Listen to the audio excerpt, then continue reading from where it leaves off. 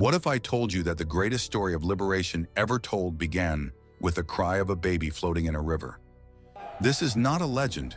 It is the chronicle of how an empire that believed itself invincible was humbled by a God they could not see. It is the story of how a fugitive slave became heaven's messenger, and how a duel of wills between human stubbornness and divine power changed the world forever. This is the epic story of Exodus.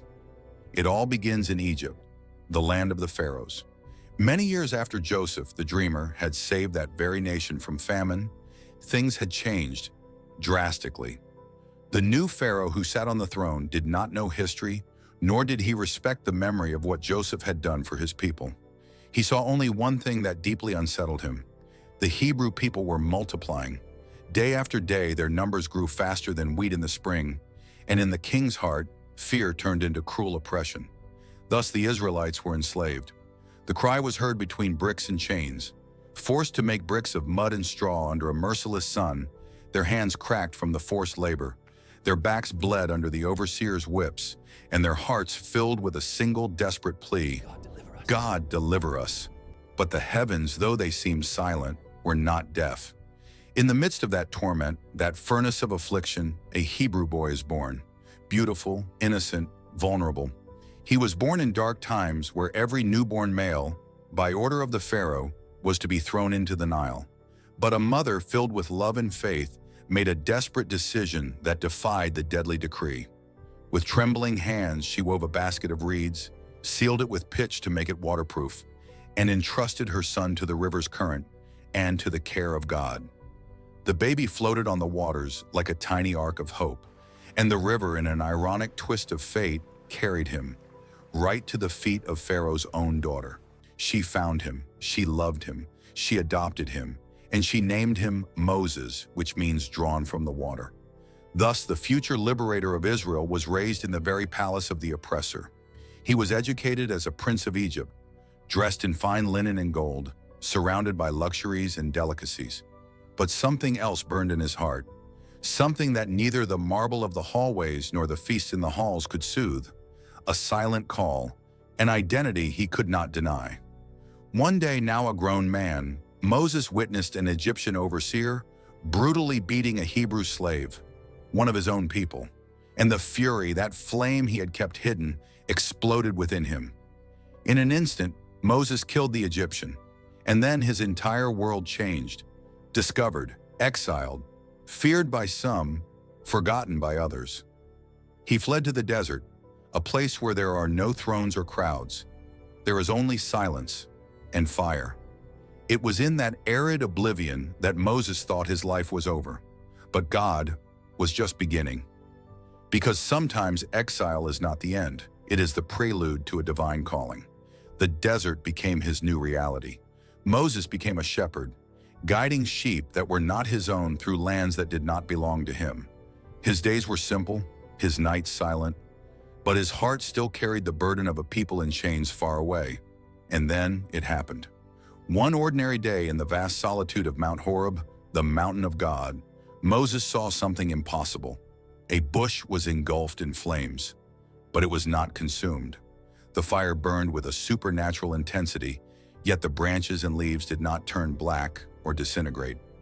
Fascinated and perplexed, he drew near to get a closer look at this marvel. It was then that a voice boomed from within the fire, a voice not of this world. "Moses! Moses!" He answered with fear and reverence. "Here I am." The voice identified itself. It was the God of his fathers, the God of Abraham, Isaac, and Jacob. A God who had not forgotten his covenant, a God who from the heavens had heard every cry, had seen every tear, and had risen to act. "I have seen the affliction of my people in Egypt. I have heard their cry, and I have come down to deliver them." And then came the crucial moment, the seemingly impossible commission. "And you, Moses, you will go to Pharaoh. You will bring my people out of Egypt." Moses' heart pounded like a drum. Him, the fugitive, the man with a stutter, the man who once fled in fear? His response was that of a man who felt completely inadequate. "Who am I that I should go to Pharaoh and bring the children of Israel out of Egypt?" And God did not answer with words to boost his self-esteem, but with something infinitely more powerful. I will be with you. But Moses, overwhelmed by doubt, continued to resist. What if they do not believe me? He asked. What if they do not listen to me and say, the Lord has not appeared to you? Then he confessed his greatest insecurity. Oh, my Lord, I am not eloquent. I am slow of speech and of tongue. God, with divine patience, showed him signs to validate his call. His staff turned into a serpent and then back into a staff. His healthy hand became leprous like snow and was then instantly restored. Finally, at his insistence, God gave him his brother Aaron to be his voice. But the message was clear and non-negotiable. Go. It is not your strength that matters. It is my presence. Moses, with a trembling heart and dusty feet, set out back to Egypt, no longer as a prince, nor as a simple shepherd, but as the instrument of the living God. And so the spark was lit that would soon set an empire on fire. The sands of Egypt were not ready for what was coming. Moses returned to the land that saw him born and saw him flee, no longer as a fugitive, but as the messenger of the eternal God. At his side, Aaron, his brother and spokesman. Together they walked between imposing stone columns and armed guards until they reached the most feared throne in the world. There, seated in all his arrogance, was Pharaoh, the man who believed himself to be a god on earth. And before him, Aaron proclaimed the divine message. Thus says the Lord, the God of Israel, let my people go, that they may hold a feast to me in the wilderness. Pharaoh laughed. His face was a mask of disdain. Who was this Lord they spoke of? And why should he, a living God, obey him? I do not know the Lord, he said coldly, and I will not let Israel go. But that answer, that defiant refusal, did not stop God. What followed was a display of power unlike anything ever seen in history, a spiritual war where each plague was a direct assault on the pantheon of Egyptian gods. First, the waters of the sacred Nile River were turned to blood. Egypt, the empire that lived by the river, now drank death. Its fish died, and the stench filled the air. Then countless frogs came up from the water and invaded palaces, houses, and kitchens. There was no corner free from their croaking and their slimy presence. Next, gnats covered the land. Like living dust, they rose from the ground, tormenting man and beast. This plague was followed by swarms of flies that infested everything. The stench was unbearable, the chaos absolute. God's hand grew heavier. A pestilence struck the livestock. Cattle, horses, donkeys, and camels, the wealth of Egypt, fell dead in the fields. Raging boils and sores attacked the skin of the Egyptians. Neither the magicians nor the physicians could heal them. Then the sky itself roared with hail and fire mixed together. A supernatural storm split trees, destroyed crops, and killed men and animals who were not under cover. After the devastation, locusts devoured what little was left. The greenness of Egypt disappeared under a sea of hungry mouths. And then, darkness. Not a normal night, but a darkness so thick it could be felt. For 3 days, the sun, the god Ra, was defeated. There was no light. There was no hope. Each plague was not just a punishment. It was a blunt message. I am the Lord. And yet, with each blow, Pharaoh's heart grew harder until the final warning came. Moses appeared before Pharaoh one more time, this time with a gaze that no longer wavered and a voice that carried the weight of an impending judgment. Thus says the Lord, about midnight I will go out into the midst of Egypt, and all the firstborn in the land of Egypt shall die, from the firstborn of Pharaoh who sits on his throne to the firstborn of the slave. A sepulchral silence fell over the court. This was no longer a simple political conflict. It was a spiritual war that had reached its climax. The foretold judgment approached like a silent shadow. Moses, guided by the divine voice, instructed the people of Israel with details that were not just rituals.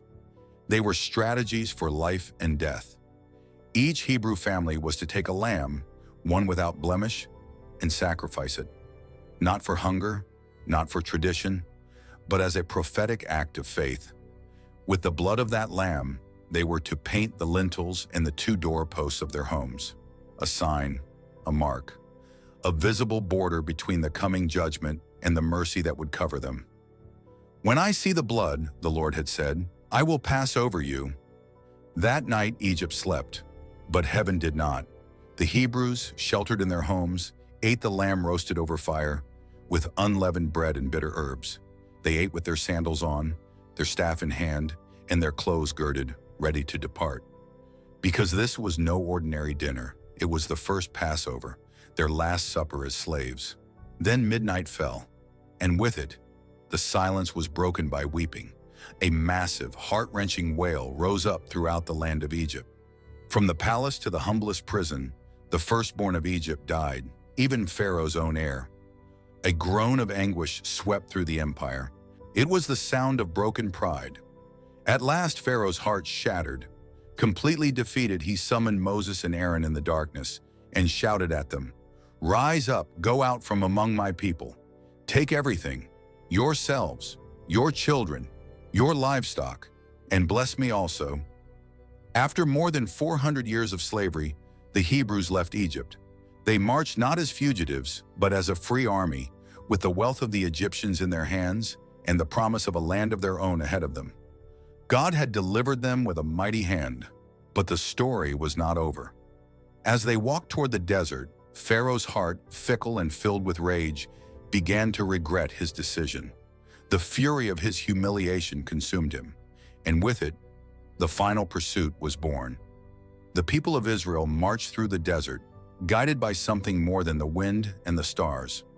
A pillar of cloud shielded them from the scorching sun by day, and that same pillar transformed into fire to light their way and warm them by night. It was the visible, living presence of God, leading the Exodus toward the Promised Land. But as they celebrated their newfound freedom, a cloud of dust rose ominously behind them. Pharaoh had changed his mind.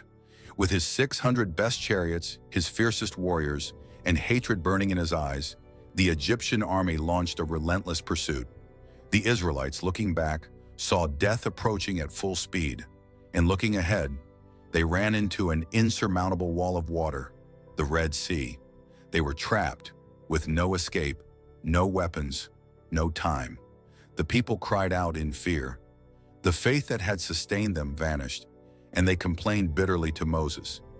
"Were there no graves in Egypt? Why did you bring us here to die in the desert?" But Moses, filled with a faith that had been forged in fire, stretched out his staff toward the sea.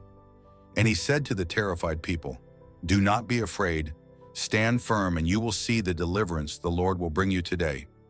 The Lord will fight for you. You need only to be still." And then the impossible happened.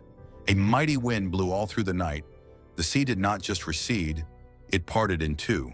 The water rose up like two liquid walls on either side, creating a path of dry ground on the seabed, a divine highway carved by the hand of the Creator.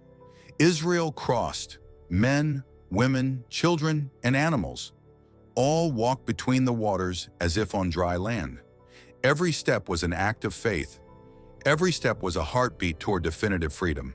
And when the last Hebrew had left the sea, the Egyptians, blinded by their arrogance, entered the same path. But then the Lord acted. The wheels of their war chariots got stuck. Panic seized the soldiers. And when Moses stretched out his hand over the sea again at dawn, the waters roared back into place. The sea closed its mouth on the most powerful army in the world. Not a single soldier survived. And there, on the shore of freedom, the people not only felt free, they felt redeemed. Miriam, the sister of Moses, took up her tambourine and began to sing, and the entire nation followed her in a chorus of victory. "I will sing to the Lord, for he is highly exalted. Both horse and driver he has hurled into the sea."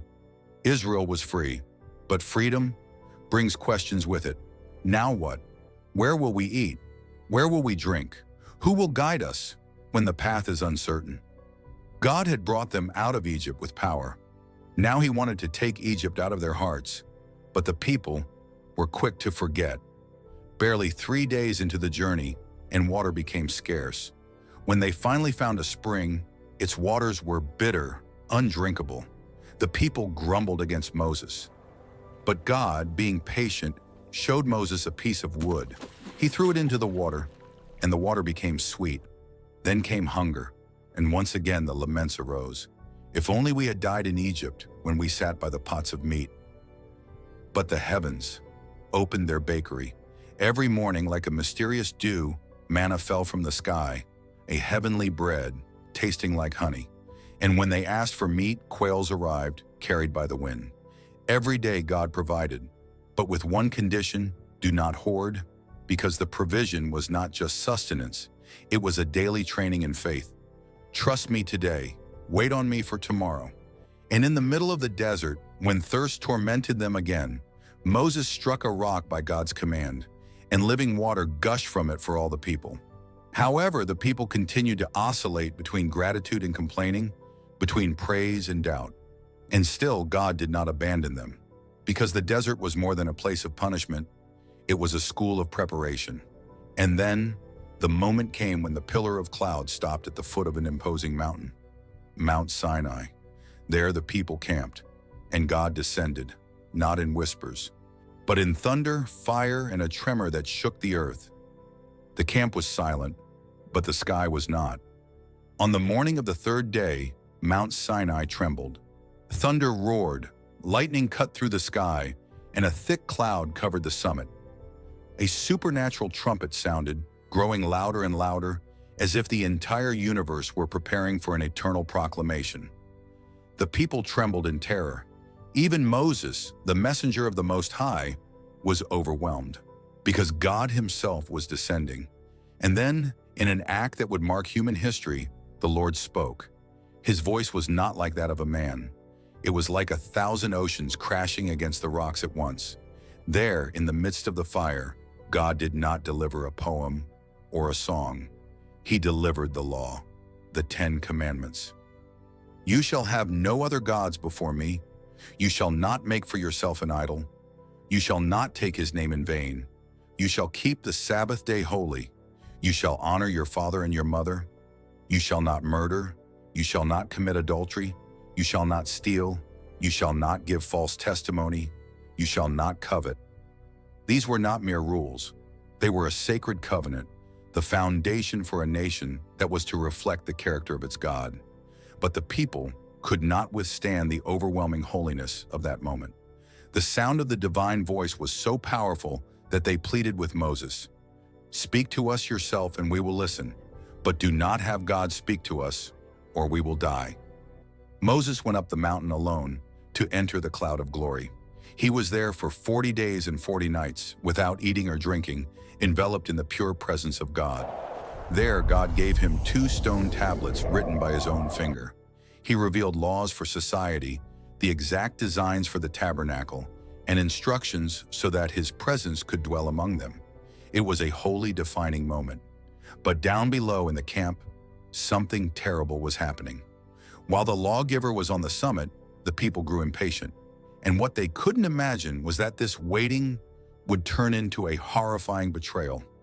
40 days without Moses, 40 days without knowing what was happening up there on the smoking mountain. And the people began to murmur, the same impatience they showed in the desert. "As for this fellow Moses who brought us up out of Egypt, we don't know what has happened to him. Come, make us gods who will go before us." And Aaron, the very one who had been the voice of God before Pharaoh, gave in to the people's pressure. He gathered their gold earrings and jewelry, melted them in the fire, and molded with his own hands a golden calf, an image, an idol. And then they declared with joy, "This is your God, O Israel, who brought you up out of the land of Egypt." They built an altar before the idol. They offered sacrifices, and then the people gave themselves over to a wild festival, dancing and celebrating with crazed shouts around the idol. A spiritual orgy, while the true God watched them from the mountaintop. The betrayal was so grotesque, so swift, so profound, that God said to Moses, "Go down, because your people, whom you brought out of Egypt, have become corrupt. They have been quick to turn away from what I commanded. They have rejected me. Now leave me alone, so that my anger may burn against them, and that I may destroy them. Then I will make you into a great nation." But Moses did not accept the offer. In that moment, he proved himself a true shepherd. He prostrated himself before God. He wept. He pleaded. He did not defend the people's sin, but appealed to the covenant, to God's name, to his mercy. If you destroy them, the Egyptians will mock you. They will say you brought them out only to kill them in the mountains. And if you are going to blot them out, then blot me out of the book you have written. And God listened, not because of the people's righteousness, but because of the incredible intercession of a leader who loved his people with a shepherd's heart. Moses descended from the mountain, and when he saw the chaos and idolatry with his own eyes, holy anger consumed him. He threw the stone tablets to the ground, shattering them at the foot of the mountain. It was a clear symbol. The covenant had been broken by the people. He burned the calf in the fire, ground it to a fine powder, scattered it on the water, and forced the people to drink the bitter water of their own sin. That day, justice was served. 3,000 men died by the sword, and the camp was marked by the pain of their infidelity. But Moses went back up the mountain with other blank stone tablets, with a broken heart, and with a desperate cry, "Now show me your glory." And there in the cleft of the rock, God passed before him, not as a consuming fire this time, but revealing his essence in a gentle voice full of grace. The Lord, the compassionate and gracious God, slow to anger, abounding in love and faithfulness. The covenant would be renewed, not because of the people's faithfulness, but because of God's unfailing faithfulness. After the restoration of the covenant, God did not ask for more sacrifices of judgment. He asked for a house. His directive was astonishing. "Have them make a sanctuary for me, and I will dwell among them." Thus, the divine design for the tabernacle was born, a portable, sacred sanctuary, exact in every measurement, every material, and every symbol. Because God does not improvise, God details. In every fabric, every piece of furniture, every space had an eternal message. There was the Ark of the Covenant, the acacia wood box overlaid with pure gold, which contained the tablets of the law, a jar of manna, and Aaron's staff that had budded. On top, the cherubim of glory, their wings touching. There, in that most holy and hidden place, the very presence of God would dwell. There was the 7-branched lampstand of pure gold, a symbol of the divine light that never goes out. The table with the bread of the presence, a reminder of God's constant provision, and the altar of incense from which a continuous fragrance rose like the prayers of the righteous. And serving all around were the priests, dressed in holy garments, consecrated to intercede, a bridge between heaven and earth. The people who had been liberated were now being formed into a holy nation, with laws, a system of worship, and a divine purpose. For months they worked together. Each one brought what they had: gold, silver, bronze, fine fabrics, precious woods, skins, everyone collaborating, everyone worshiping with their work and their offerings. And when the tabernacle was finally completed and erected according to the exact pattern, the cloud descended, not a simple mist. It was the visible glory of God, so intense, so real, so holy that not even Moses himself could enter. The God of Abraham, Isaac, and Jacob now lived literally in the midst of his people. Every time the cloud lifted, they would march. When the cloud settled, they would camp. They did not move a single step without his presence guiding them. And so the book of Exodus, which began with slavery, chains, and lament, closes with something previously unthinkable: heaven touching earth. Exodus began with shackles and ended with glory. It began with a people crying under the whip and ends with a people marching under the cloud of the living God. They went through plagues, deserts, rebellion, fire, water, darkness, and yet the presence of God never abandoned them. Why is this story so important? Because Exodus is not just about Israel leaving Egypt. It is about the character of a God who enters into history to rescue his creation. The burning bush remains a symbol of the divine call. The voice of I Am continues to speak through the centuries. The Red Sea remains a testament to the power that opens a way where there is no way. And the glory of God still yearns to descend on hearts that surrender to him in worship. Every page of Exodus points to a greater liberator, one who would not only bring his people out of physical slavery, but out of the slavery of sin. Moses was the messenger, but he pointed to the fulfillment. The Passover lamb saved the firstborn from death, but it was a shadow of the Lamb of God who takes away the sin of the world. The law was written on tablets of stone, but the promise is that it would be written on our hearts. God dwelt in a tent made by men to show that one day through Jesus Christ, he would dwell in men. Thus ends Exodus, not with the end, but with an invitation open through time. Are you willing to leave your Egypt, to cross your own sea of impossibilities, to trust in divine provision when you are in the desert, to raise an altar in your heart where God can dwell? The glory is still leading. The story continues. And now, it's your turn to walk with the God who sets free. If this story has resonated in your spirit, we invite you to leave a like so that this message can reach more people. Tell us in the comments which part of the story of Exodus impacts you the most. And don't forget to subscribe to this channel and hit the notification bell so that together we can continue to explore the depths of these timeless stories.